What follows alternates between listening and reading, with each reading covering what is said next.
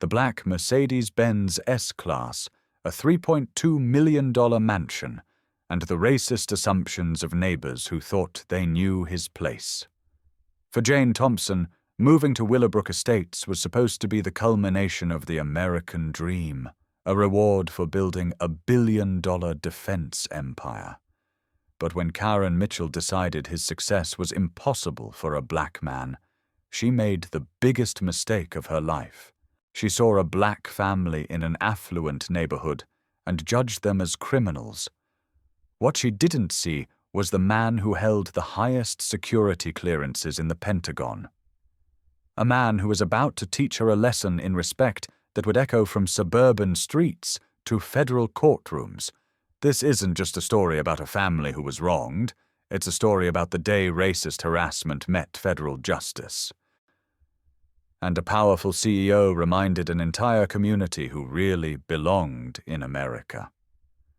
The pristine gates of Willowbrook Estates opened to Jane Thompson's Mercedes, but the hearts and minds of his neighbors remained firmly closed.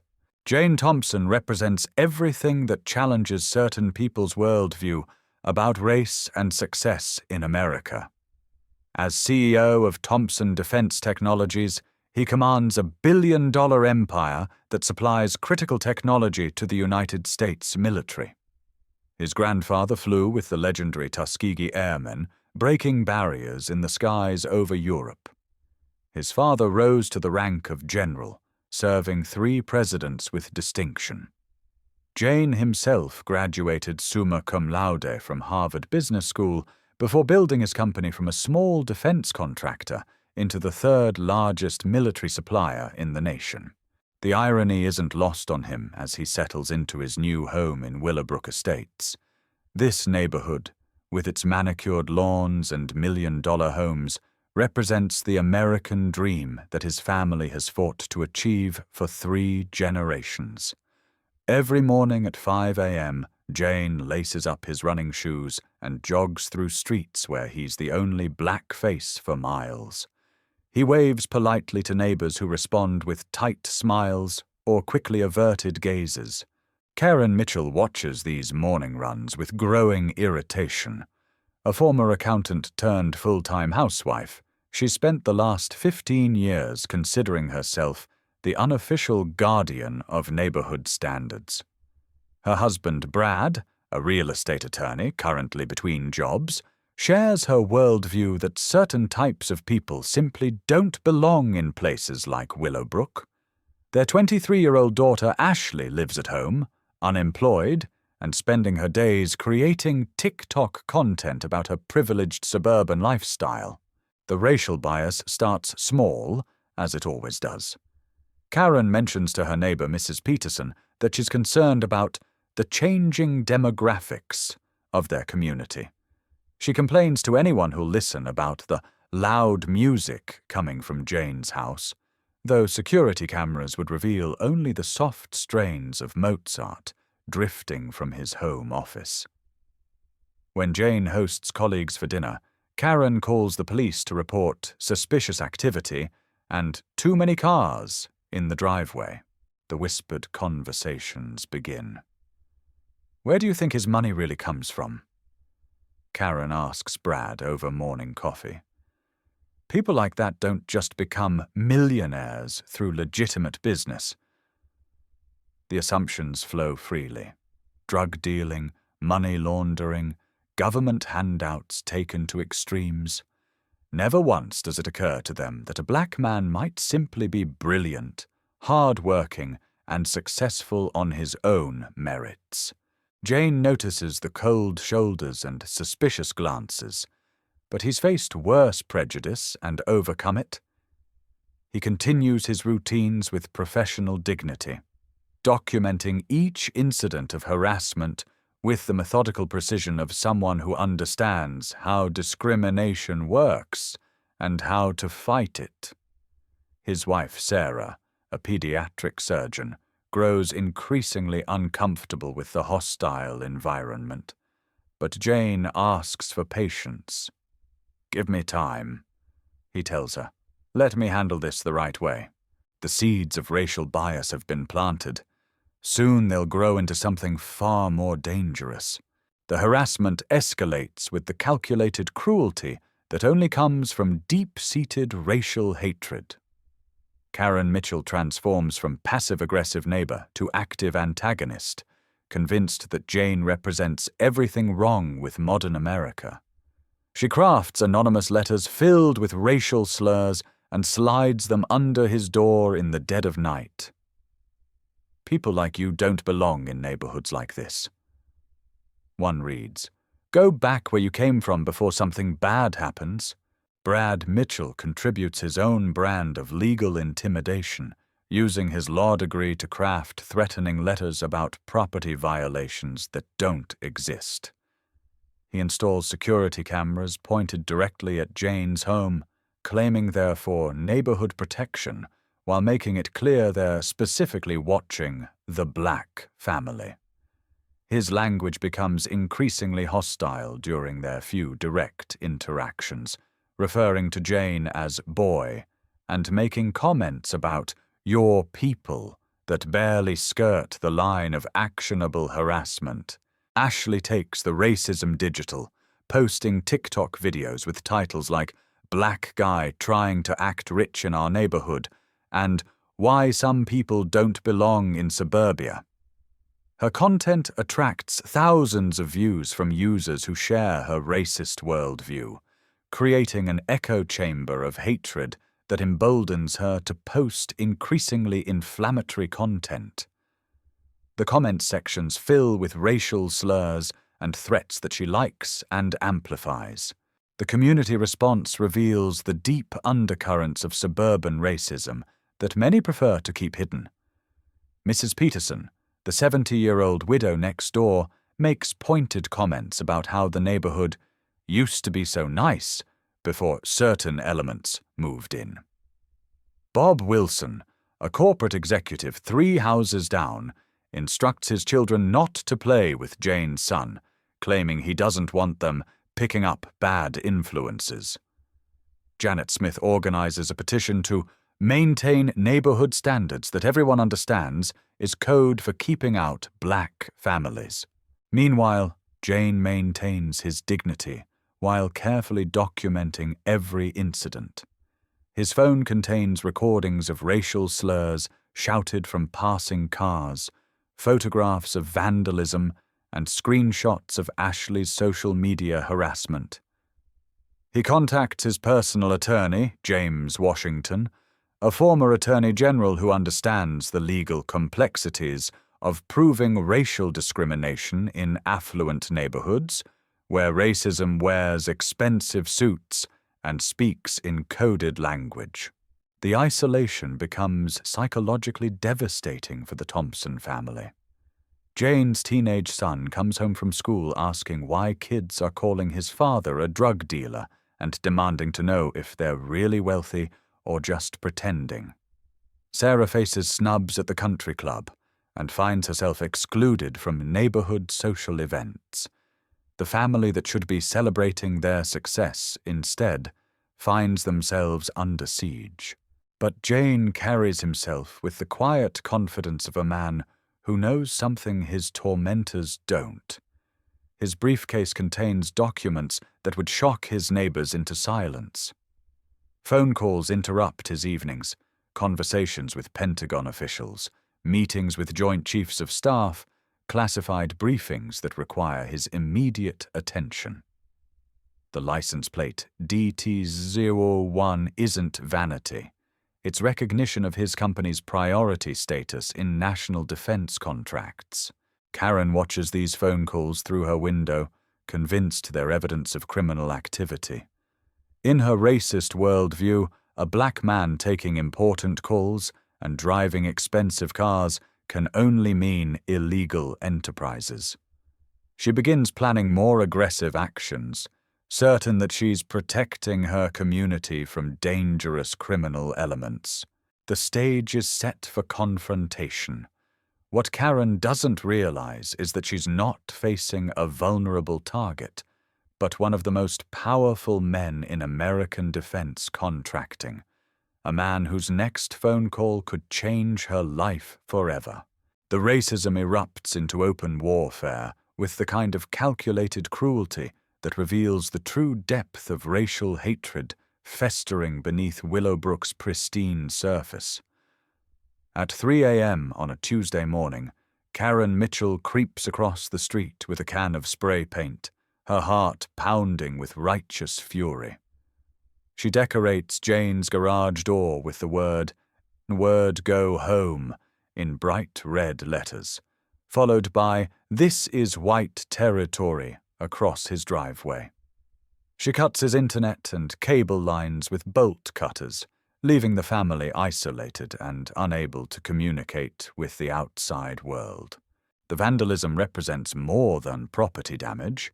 It's a declaration of racial war designed to terrorize and humiliate. Karen dumps garbage across Jane's meticulously maintained lawn, scattering rotting food and used diapers while leaving a note reading, "This is where you belong." She throws overripe bananas at his windows, a deliberate racial insult that connects to centuries of dehumanizing stereotypes about black people. Brad escalates the legal harassment with the sadistic precision of someone who understands how to weaponize the system against minorities. He files false complaints with the city about noise violations, zoning infractions, and property maintenance issues. His letters to Jane become increasingly threatening, demanding proof that his wealth comes from legitimate sources and suggesting that drug money will eventually be discovered. "Prove you're not a dealer like most of your people." One letter reads, "We know what you really are." Ashley transforms her social media platform into a racist propaganda machine that attracts national attention from white supremacist groups. Her video titled, "Why Black People Don't Belong in Rich Neighborhoods," goes viral with over 2 million views, featuring staged evidence that Jane sells drugs from his home. She films herself throwing eggs at his house while live-streaming to thousands of viewers who cheer her on with increasingly violent suggestions. The comment section becomes a cesspool of racial hatred and death threats that local police refuse to take seriously. The psychological warfare targets the entire Thompson family with surgical precision. Karen organizes a neighborhood safety meeting that she promotes on social media as a response to dangerous criminal elements, but only invites white residents. The meeting takes place in full view of Jane's house, with participants shooting hostile glares and making threatening gestures while discussing property values and community standards. Jane faces a choice that no American should have to make: respond to racism with violence and confirm their stereotypes, or maintain his dignity while his family suffers. He chooses the harder path, documenting everything while protecting his loved ones. When he calls police about the vandalism, the responding officers treat him with barely concealed suspicion, asking more questions about his background than about the crimes committed against him. "Maybe you should consider moving somewhere more suitable for your family," one officer suggests with a smirk. The isolation becomes suffocating. Jane's son breaks down crying, asking, "Daddy, why do they hate us for being black?" Sarah wants to leave immediately, unable to watch her family endure such systematic dehumanization. But Jane knows something that sustains him through the darkest moments. He possesses power that these racist neighbors can't imagine, and he's carefully planning their destruction. His phone buzzes with a call from the Pentagon. "Sir, we need you here immediately for the classified briefing." Jane looks at the racial slurs painted across his garage and makes a decision that will change everything. "Give me 48 hours to handle a personal matter. Then I'll show these people exactly who they've been targeting." The harassment reaches its crescendo when a burning cross appears on Jane's lawn, accompanied by a note reading, "Last warning. Get out now. Ashley live streams the event wearing a makeshift KKK hood, drawing cheers from her racist audience as she promises bigger things to come. Karen watches from her window with satisfaction, convinced she's successfully intimidated the inferior black family into submission. What she doesn't realize is that Jane Thompson has spent his career managing threats to national security. Racist neighbors represent a problem he's uniquely qualified to solve, permanently. The racial terrorism intensifies with the methodical cruelty of people convinced they're fighting a holy war for white supremacy. Karen Mitchell's campaign transforms from harassment into systematic persecution, designed to drive the Thompson family from Willowbrook through pure psychological torture. She recruits other neighbors into her racist crusade, framing her hatred as community protection, while revealing the deep-seated prejudice that festers beneath suburban respectability. Karen's vandalism becomes increasingly personal and threatening. She breaks Jane's water main in the middle of the night, flooding his basement and destroying thousands of dollars in personal belongings.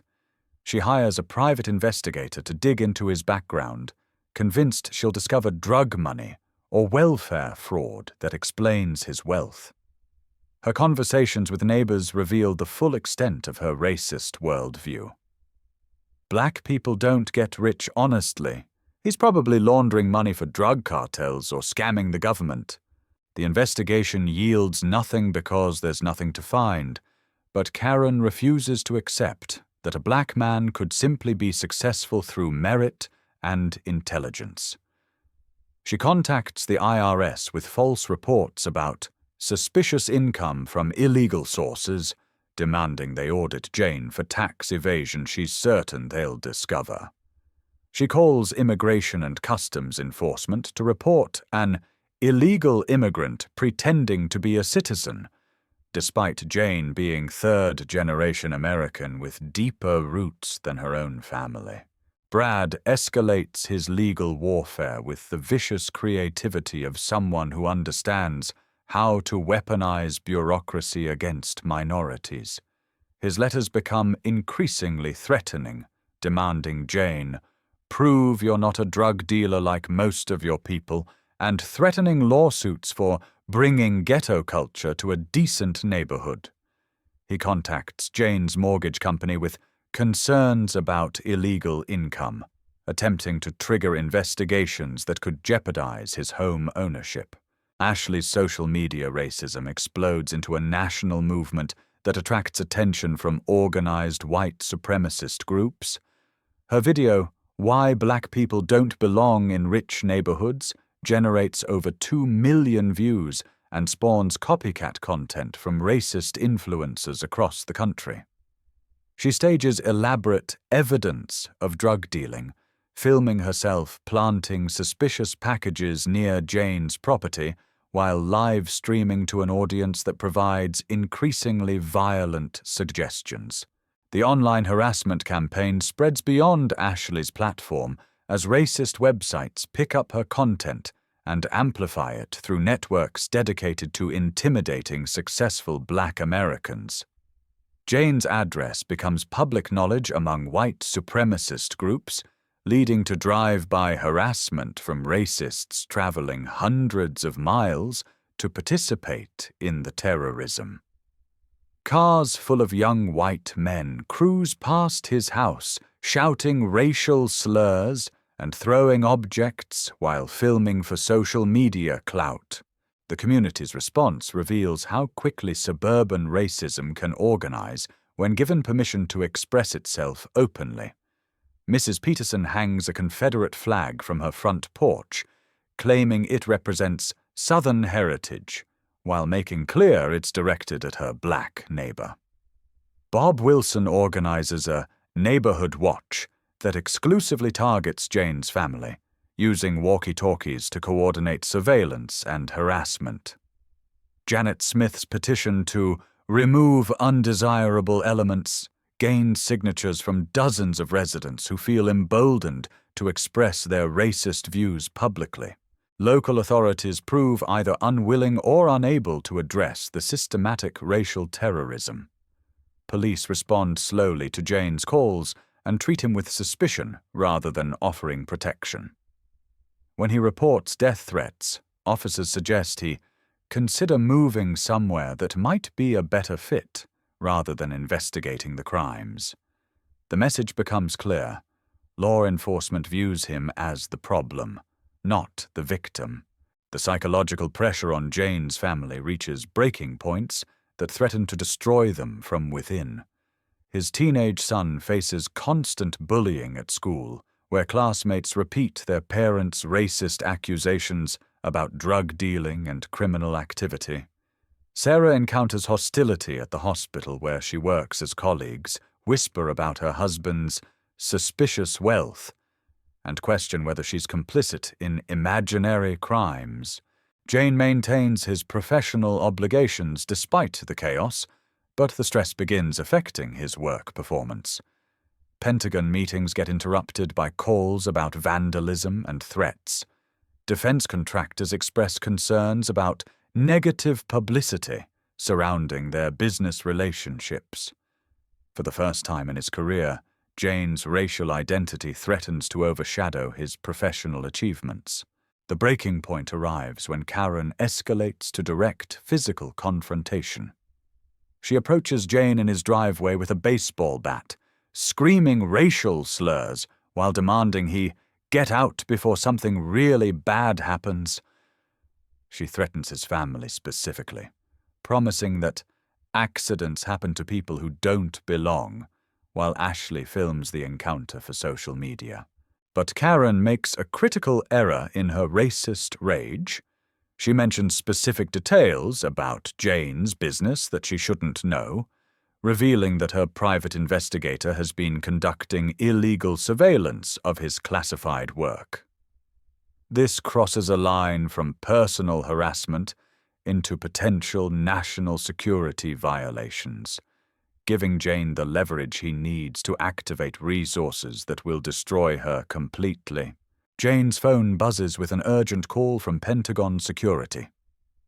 "Sir, we've detected unauthorized surveillance of your classified activities. We need you to activate emergency protocols immediately." Jane looks at Karen screaming racial slurs in his driveway and smiles for the first time in weeks. "Actually, I think I'll handle this through proper channels. It's time these people learned exactly who they've been harassing. The racist neighbors have no idea they've just crossed a line that will bring the full weight of federal law enforcement down on their heads. Jane Thompson isn't just a successful black businessman. He's a man whose security clearance gives him access to resources that can destroy lives with a single phone call. The moment of reckoning arrives through the most devastating possible channel.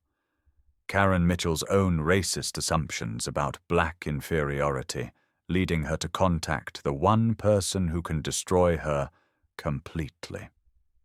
In her fury over failing to intimidate Jane through terrorism and vandalism, Karen decides to escalate by contacting someone she believes will validate her racial prejudices and provide official support for her harassment campaign. Karen places a call to her college roommate, Major General Patricia Reynolds, currently serving as director of the Defense Logistics Agency. Patricia represents everything Karen believes about proper racial hierarchies. A white woman in a position of military authority who surely shares her views about black people overstepping their place in society. The phone call that follows becomes the most catastrophic miscalculation in Karen's life. "Pat, I need your help with a serious problem." Karen begins, her voice dripping with racist conviction. "There's a dangerous black man in our neighborhood who's obviously involved in criminal activity. He's claiming to be some kind of defense contractor, but we both know that's impossible. Black people don't run legitimate defense companies." The silence on the other end stretches uncomfortably long before Patricia responds with barely controlled shock. "Karen, what exactly are you telling me?" Karen interprets the silence as encouragement and continues her racist tirade. His name is Jane Thompson, and he's obviously laundering drug money through some fake company called Thompson Defense Technologies. He bought a $3 million house, and we both know black people can't accumulate that kind of wealth honestly. I need you to investigate him and shut down whatever criminal operation he's running. The silence that follows feels like eternity before Patricia's voice returns, filled with a horror that Karen completely misinterprets. Karen, did you just say Jane Thompson? Thompson Defense Technologies? Yes. See, you've heard of his criminal organization. I knew you'd understand the threat he represents to our community. Patricia's response shatters Karen's worldview with surgical precision. Karen, Jane Thompson isn't a criminal. He's my boss. He's the CEO of the third largest defense contractor in the United States. He holds the highest security clearances available in our government. He meets directly with the president monthly to discuss national security matters. Karen's racist brain struggles to process this information. That's impossible. He's black. Black people don't run billion-dollar companies or have security clearances. Karen, you've been terrorizing one of the most powerful men in American defense contracting. He provides critical technology for our nuclear submarine fleet, our missile defense systems, and our intelligence operations. His company employs over 50,000 people and generates billions in revenue annually. The implications crash over Karen like a tsunami. Everything she believed about racial hierarchies, everything that justified her harassment campaign, crumbles in seconds. But Patricia isn't finished destroying her former friend's delusions. Jane Thompson graduated summa cum laude from Harvard Business School. His father was a 3-star general who served under Reagan, Bush, and Clinton. His grandfather flew with the Tuskegee Airmen and earned the Distinguished Flying Cross. The Thompson family has served this country with more honor and distinction than most white families could imagine. Karen's racism won't let her accept reality even when confronted with undeniable facts. But he's black. How can a black man have that kind of power? Patricia's voice turns ice cold. Karen, you've just revealed yourself as exactly the kind of racist that gives white people a bad name.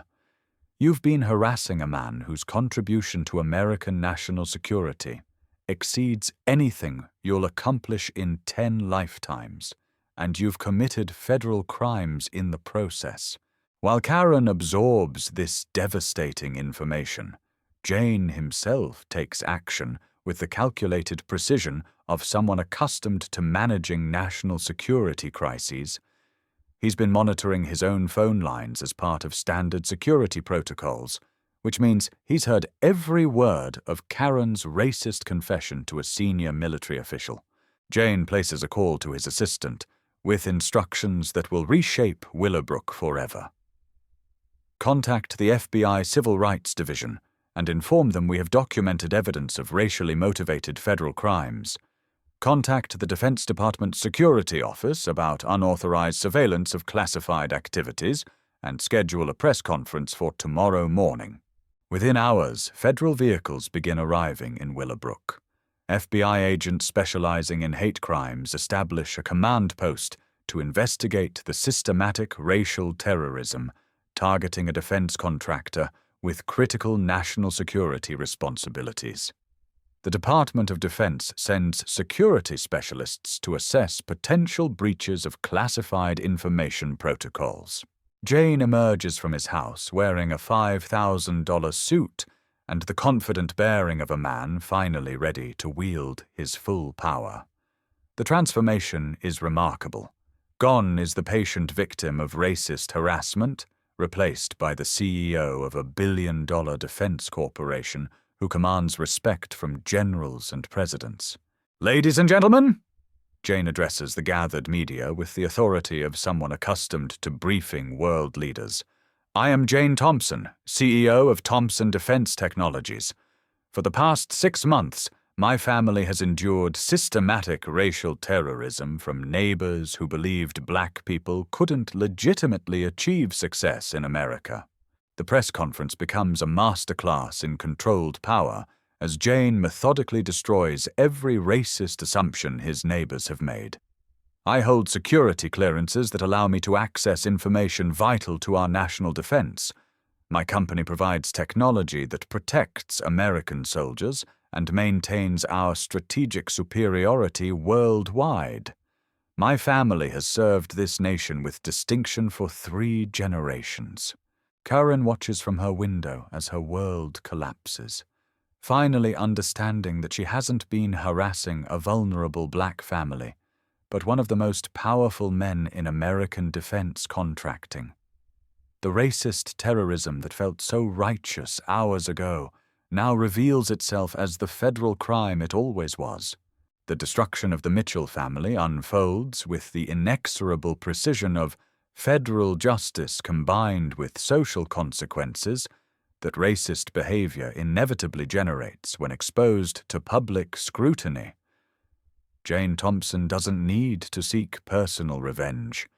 His revelation of identity triggers systemic responses that crush his tormentors more thoroughly than any individual retaliation could accomplish. Karen Mitchell faces immediate federal investigation as FBI agents specializing in hate crimes catalog months of documented racial terrorism. Her anonymous letters, vandalism, and death threats constitute federal hate crime violations that carry mandatory minimum sentences under laws designed to protect civil rights. The burning cross on Jane's lawn elevates charges to domestic terrorism, while her coordination with white supremacist groups online adds conspiracy charges that could result in decades in federal prison. The investigation reveals the full scope of Karen's racist campaign through digital forensics that recover deleted social media posts, encrypted messaging with hate groups, and financial records showing payments to private investigators conducting illegal surveillance. Her computer contains terabytes of racist propaganda, detailed plans for escalating harassment, and communications with violent extremist organizations that transform her from suburban housewife to domestic terrorist in the eyes of federal prosecutors. Brad Mitchell's legal career evaporates overnight as state bar investigators review his use of legal harassment to terrorize a black family. His threatening letters, false police reports, and attempts to weaponize government agencies against Jane constitute professional misconduct that results in immediate suspension and eventual disbarment. No law firm within 500 miles will employ an attorney known for racist harassment of clients, effectively ending his career and leaving the family without income. The legal system that Brad tried to weaponize against Jane turns against him with devastating effectiveness. The false IRS reports, immigration complaints, and police calls generate federal charges for filing false reports and attempting to interfere with a defense contractor's security clearance. His understanding of law makes his violations more serious, not less, as prosecutors argue he used legal knowledge to commit civil rights violations. Ashley Mitchell faces the complete destruction of her digital presence and future prospects as social media platforms permanently ban her accounts for hate speech violations. Her racist videos become evidence in federal court, while universities revoke admission offers and employers refuse to hire someone whose Google search results reveal extensive racist harassment. The influencer career she built on racism transforms into unemployability that will follow her for life. The viral nature of Ashley's content creates ongoing consequences as civil rights organizations use her videos to educate about modern racism and its impacts. Her face becomes synonymous with suburban white supremacy in academic studies and media reports, ensuring that her racist behavior will be documented permanently in American cultural history. The broader Willowbrook community faces a reckoning as media attention exposes the systematic racism that enabled the Mitchells' harassment campaign. Property values plummet as the neighborhood becomes nationally known for racist terrorism against a prominent black defense contractor. Real estate agents struggle to sell homes in a community synonymous with racial hatred, creating financial consequences for every resident who participated in or enabled the harassment. Mrs. Peterson, Bob Wilson, and other neighbors who supported the racist campaign face federal scrutiny as investigators examine the conspiracy that enabled months of systematic terrorism. Their social media posts, petition signatures, and public statements become evidence of coordinated civil rights violations that result in prosecutions, job losses, and social ostracism. Corporate employers distance themselves from the racist neighbors as background checks reveal their participation in hate crimes against a respected defense contractor. Bob Wilson loses his executive position when his company discovers his role in racially motivated harassment, while other neighbors face similar professional consequences as their racism becomes public knowledge. The financial destruction compounds daily as legal fees, lost income, and social consequences create a cascade of problems the Mitchell family cannot escape. Karen's legal defense costs consume their savings, while Brad's lost law practice eliminates their primary income source. Ashley's unemployability forces her to depend on parents who can no longer support her, creating family tensions that tear their relationships apart. Jane Thompson's response demonstrates the magnanimity that separates true power from petty revenge. Rather than pursuing maximum prosecution, he advocates for justice that educates rather than simply punishes. His victim impact statement focuses on the broader impact of racism on American society, while calling for accountability that prevents future hate crimes. The contrast between Jane's dignity and his tormentor's destruction becomes a national story that illustrates both the persistence of American racism and the power of justice when properly applied. Media coverage emphasizes how the Thompsons maintained their integrity while facing systematic terrorism, ultimately triumphing through truth rather than retaliation.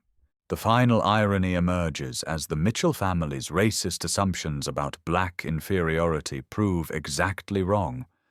Jane Thompson represents everything they claimed to value about American success, while they embody everything shameful about American prejudice. Their destruction serves as a warning to other racists that targeting successful black Americans can trigger consequences they're not prepared to face.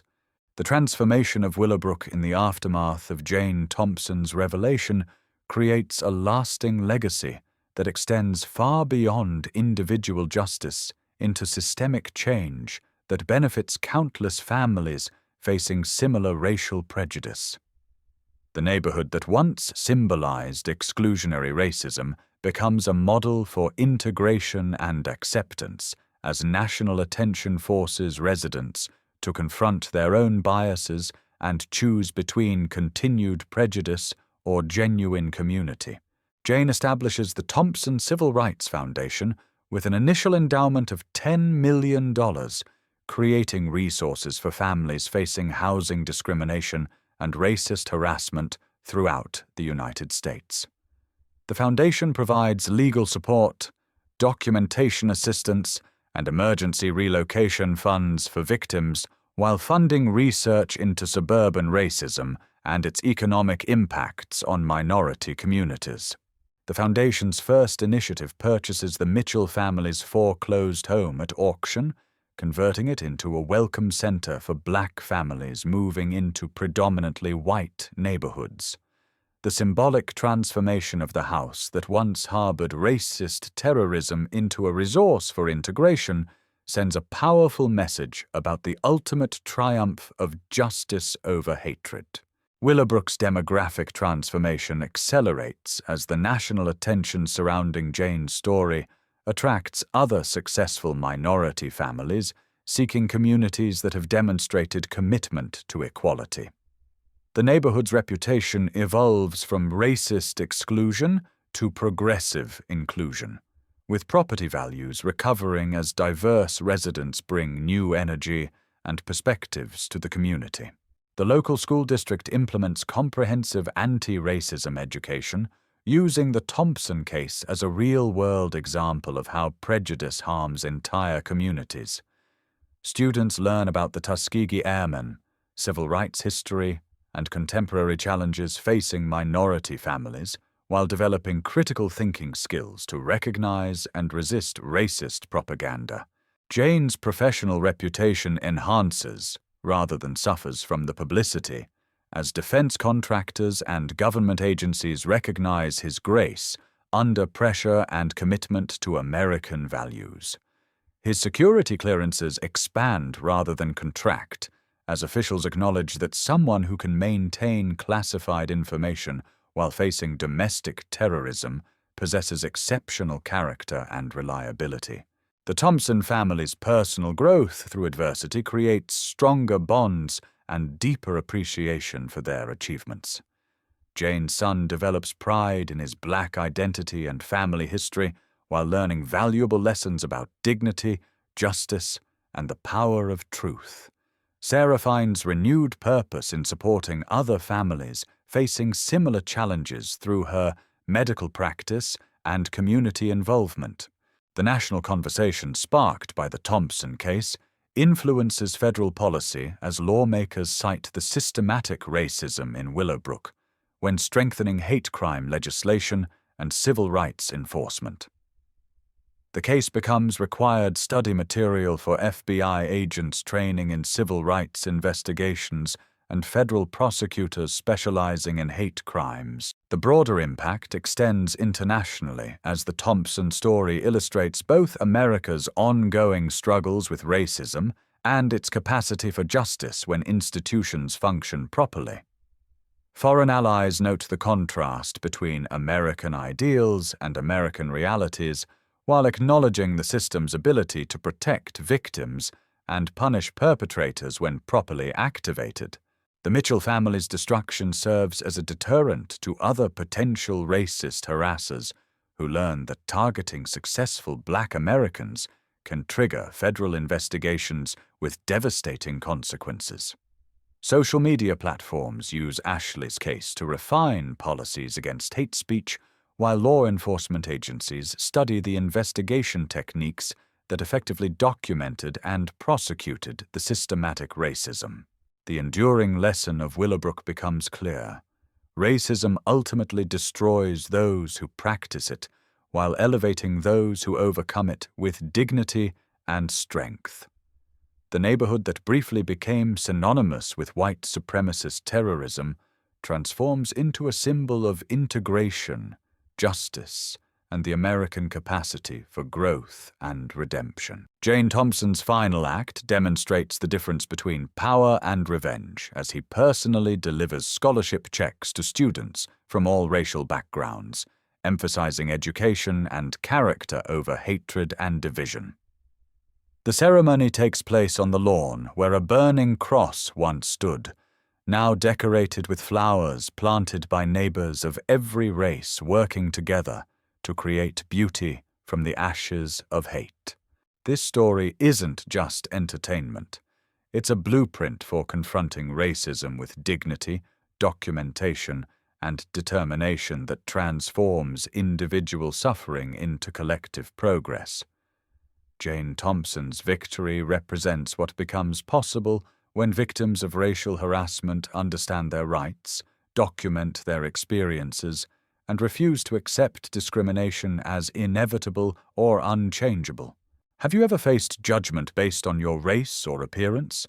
Have neighbors, colleagues, or strangers made assumptions about your character, capabilities, or worthiness based on stereotypes and prejudice? The Thompson family's triumph proves that racist bullies only win when their victims remain silent, isolated, and convinced that fighting back is hopeless. The tools Jane used, careful documentation, legal representation, media exposure, and federal enforcement remain available to anyone facing similar discrimination. Civil rights organizations stand ready to assist families experiencing housing discrimination, while federal agencies possess authority to investigate and prosecute hate crimes that local authorities ignore or enable. Subscribe now to witness more stories of people who transformed racist harassment into systematic change, proving that those who underestimate others based on prejudice inevitably face consequences they never anticipated.